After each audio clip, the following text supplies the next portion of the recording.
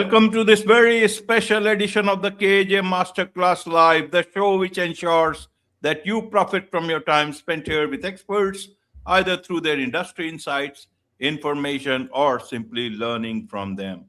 And today we have with us Mark Andrew. He's a 30-year fire service veteran, paramedic, and fire company officer. And throughout his career, he has led teams in high risk, high pressure environments where decisions matter and leadership is tested in real time.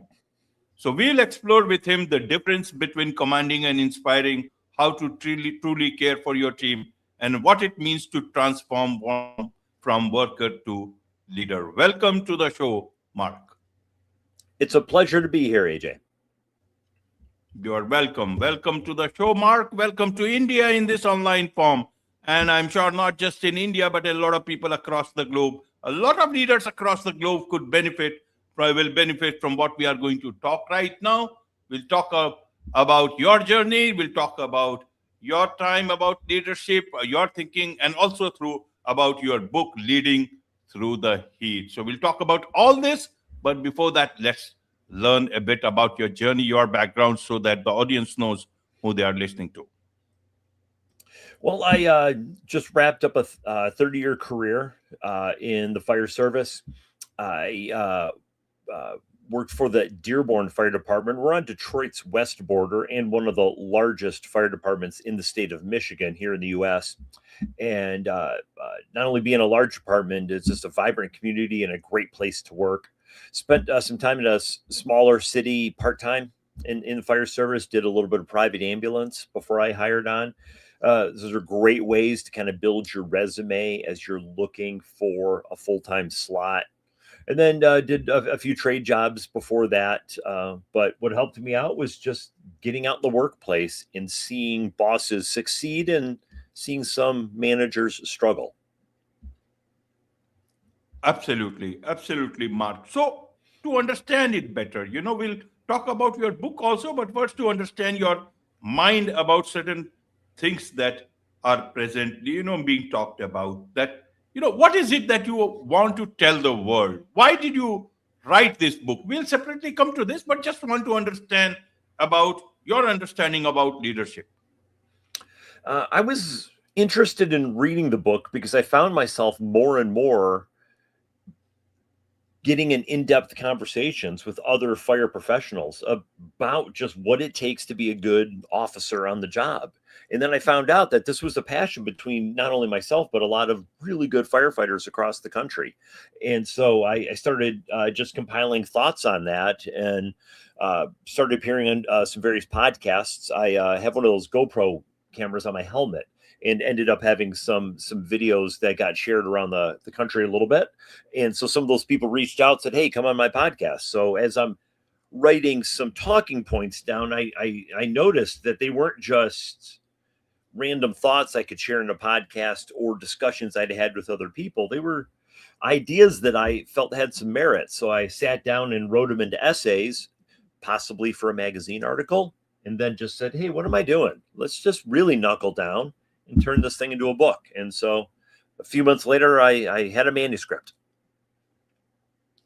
Wonderful, Mark. So to understand it, looking at your learnings in life, in the work that you did, and looking at the state of leadership in corporate life, did you ever learn to or come to know while you were in service that outside your world, it's a different state of leadership, and that workplaces are struggling because of, inefficient and incapable leadership.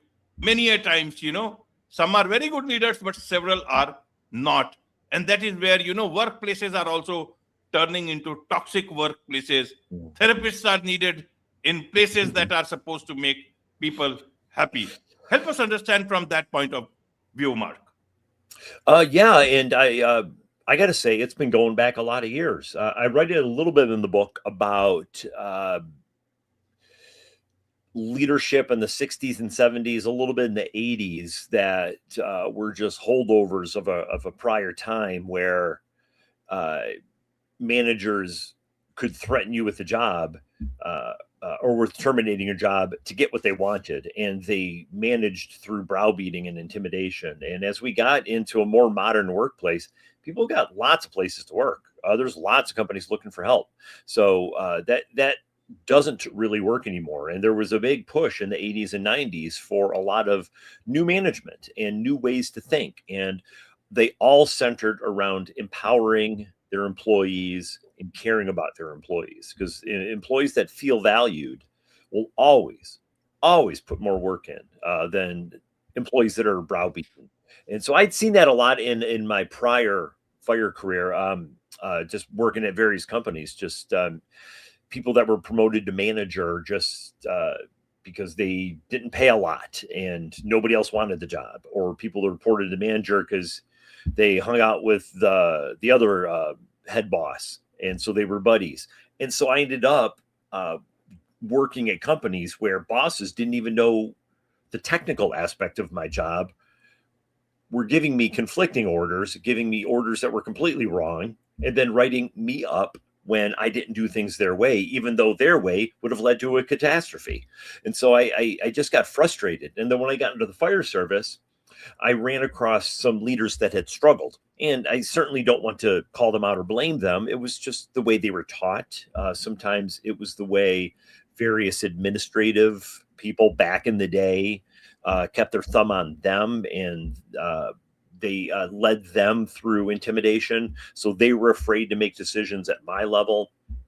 And so I just came to the conclusion after talking with a lot of peers, if I get a chance to be an officer when I got, say, 15, 20 years on the job, I'm going to do it better because I want to leave this workplace better than I found it. Absolutely, Mark. So you had a long career, 30-year fire service veteran, and your job was always, dealing with the heat, working amidst the heat. In the corporate world, even in the good times, they behave inhumanly sometimes, you know, without empathy. And if there is a bit of heat, then they melt. And that little bit of humanity that is left here, many a times even that is gone. The earlier, in one day before, you were saying the same colleagues as, part of the family. The next day you lock them out. Their cards are locked. They are out of the same building. Why is it like that? What is it that you can teach them? And then we'll come to the book. I always wondered why it's that way, because it doesn't need to be that way. I've seen leaders that were shouters, would keep people down, would not let you make suggestions. And a lot of my experience, it was their own insecurity at their own lack of knowledge. They didn't dare have anybody else make suggestions, because what happens if that suggestion is better than my own? So I see a lot of leaders that are just afraid that way. There are some leaders that get their perceived power by how they can keep the people down underneath them. I have somebody I know in the corporate world right now, and he was telling me that in his office, there's 4 of them on a team in cubicles, and one middle manager, team leader, executive type. And it's been 15, 16, 17 years. They've all been there, and they're all doing the same job. And I just am marveled by that. And they had said, oh yeah, our boss doesn't want us to get promoted. Every time we set up for a training class, he cancels it. Every time we have a great idea, he takes credit for it. Every time we come up with a solution to a problem, he throws it in the wastebasket. And I've always, as a leader, taken pride in the people underneath me promoting up. I consider it a reflection on the success of the team. If people on our team are doing good and expanding their skills, in broadening their knowledge base, and improving their careers. In fact, I've had people underneath me promote and pass me up, and I'm nothing but happy and proud for them. I could never really grasp why some managers want to keep people down. But a lot of it, I think, is their own insecurity. Absolutely, Mark. Now let's come to your book, Learn from how you have, dealt with some of these things into your book. But first, let's understand who is your book for, Leading Through the Heat. I hope it is for anybody that wants to be a boss, a manager, or a leader of any type, not just in fire, police, or the military, but also in any business or in any factory floor. You want to be a job foreman. You want to manage people you're a carpenter and you want to be the foreman of the crew. They're all just thoughts, tips based on real life anecdotes and some quotes I have from some other people in the leadership field, where I can then take those management techniques and apply it to a real life situation. So I'm kind of hoping these will be lessons that can make all workplaces better places to work. Absolutely. Better places to work. Almost sounds like utopia in today's time, especially with artificial intelligence coming in. But let's understand it still from a human perspective. You talk about trust, and outside world, if you see, the trust is gone for a toss. Nobody trusts. Very few people trust. They show that they trust, but they don't. The employees don't trust their bosses several times. The bosses, they don't trust their employees many a times. And we created an atmosphere just because someone is getting paid and the company is getting paying, that there is enough trust. But a bit of pressure and that trust is gone. Why is it that a lot of employers or managers are not that trusted, which could have been not the case earlier on? People used to trust, even in offices in earlier days. Why is it that? Once again, I've always gone back to just insecurity on the leadership. Anytime somebody has got issues with trust, issues with job performance, especially if they're younger on the job, I would never blame that younger person. My first question is to always ask, well, who's their boss? How are they being taught? And how are they being empowered? If they don't have the ability to be trusted by their boss, or they don't trust their boss, to me, that's a leadership failure. It's not a failure of the junior person who's making errors in the field or dealing with issues. A great way to build the trust is being with your team, also going through those projects. So in the fire service, I want to be with the crew when we're assigned a dangerous task.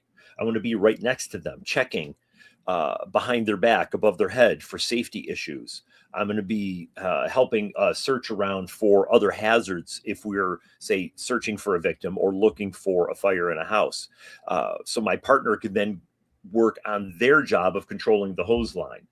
Being with them side by side also shows them my skills. It also shows them that I'm confident in my skills and I have the ability to do this and I have the ability to keep them safe. And so now they're trusting me, just like I'm trusting them to get their job done. Another thing with the trust is I can, with the right groundwork laid, the training at the fire station, the training in between calls, the practicing we do, or even just the reviewing of material and procedures, I can now trust them. So when we get to a scene, I don't have to tell them how to do something.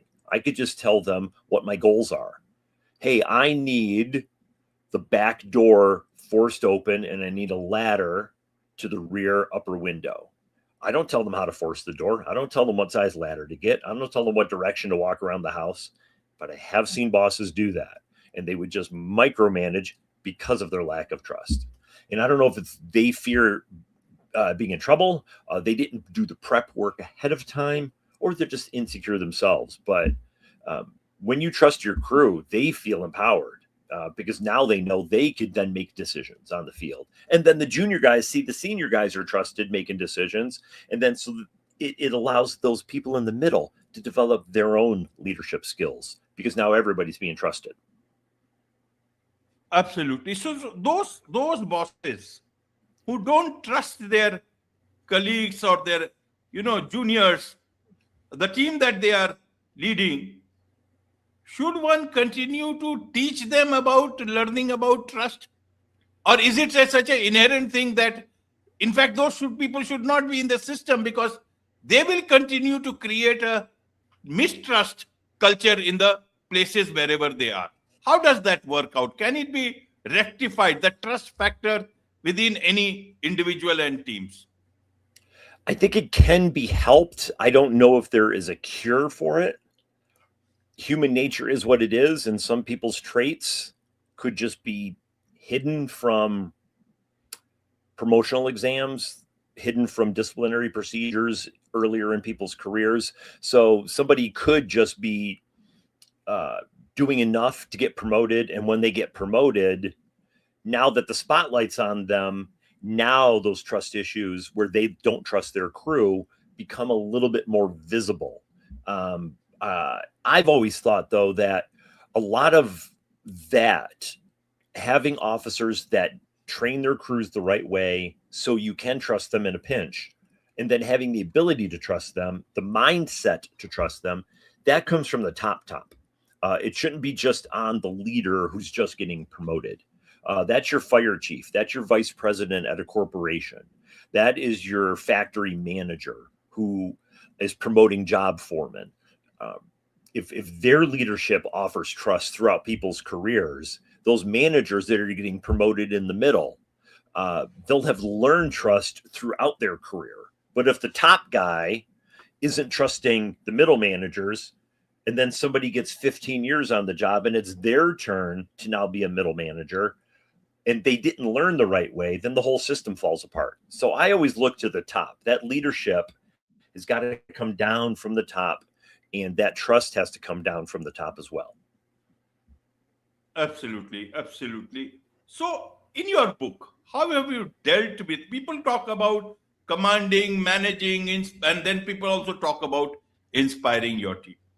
How have you dealt this part? The difference between commanding and inspiring. One is the trust.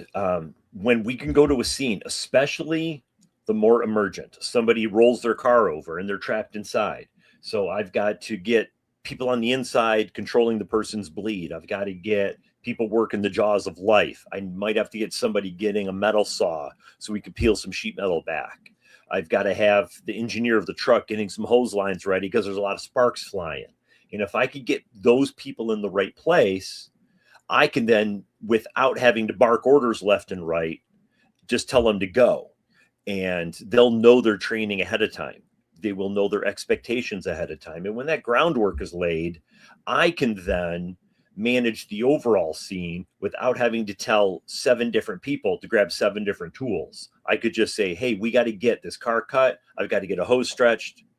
And then I'm going to need a medical team. And then they can take those 3 orders and disseminate it amongst themselves the best way they see fit. So I don't have to micromanage how they do the task. I just need to tell them what the goals are. To me, that's a really big part of inspiring people, because now we'll come back, say we pull somebody out of this car and we control the bleed and they do survive. We had a positive outcome on this patient. Then they've got that job satisfaction, that they did good work. They made a difference that day. And there's a person who was alive because of it. And that good feeling you get inspires them to want to be better on the next call. So now they're going to go and review those tools. They're going to review those procedures. They're going to review those medical protocols, because they saw how an outcome can be affected by that preparation. So now everybody's inspired. Absolutely. See, we are all humans. A lot of times, when we are under someone's leadership, we always try and find fault, because it's easy to find fault. The same way it happens with, when you are outside the political system, you find fault with politicians. You will find, which is fair in their own way, right to speech and expression. But within corporate, as soon as the same worker becomes a leader, then the same issues that they were finding from outside, they think those are the things that are going to protect them. A person who criticizes, the political leaders from outside, as soon as you bring political power to them, they will even become worse. How can one transform nicely from a worker to a proper leader, someone who inspires, someone who is trusted, someone who people can look up to. I have seen this. I've heard about it in the corporate world. I've seen it in the fire service. Somebody is an average performer, doing enough to get along. They're not making a lot of mistakes, but they're not always rushing to get jobs done. They're not charging into fires. They're not taking leads on medical runs. They're people that are just barely doing enough, but then they are able to promote to officer, and then on day one, flip a switch and just start barking orders at everybody. That never works. And I've heard about stories like that in the corporate world as well. You can't just go from average guy to barking orders like a drill sergeant the first day you're promoted. That never is going to work out. And I've heard so many times in the military, in officer candidate schools, whether it be at a military academy or the officer candidate school you get when you get a commission, they tell those new lieutenants, when you get assigned to a company, don't go in there barking orders. The best thing you could do is go ask your sergeant, what do you need from me? Because I know you're already doing a great job. What am I going to do to support you? You don't come in and start telling the sergeant how to do their job. That's never going to go over well. Why people do it, once again, I think it's an insecurity. I think they doubt their own ability, so they want to keep everybody down. So this way there's nobody second guessing their decisions. Absolutely, absolutely, Mark. There is so much to learn about leadership, so much to learn about trust and inspiration. In a nutshell, what is it that you want to tell the audience? Those people, especially, are leaders, want to be better leaders, want to be leaders if they are trying to be one. The best advice I can give them is, if you know early in your career you want to promote up to management, be good at your job. Put the work in early when you're young, and be proficient, be above average. Always work hard. Always be a team player. Be helping people out. If you finished your tasks and the person at the workstation next to you ends up overwhelmed with an overflow of work, go over and help them out. Those things will be remembered. Don't be the person taking the long coffee breaks or napping on the job.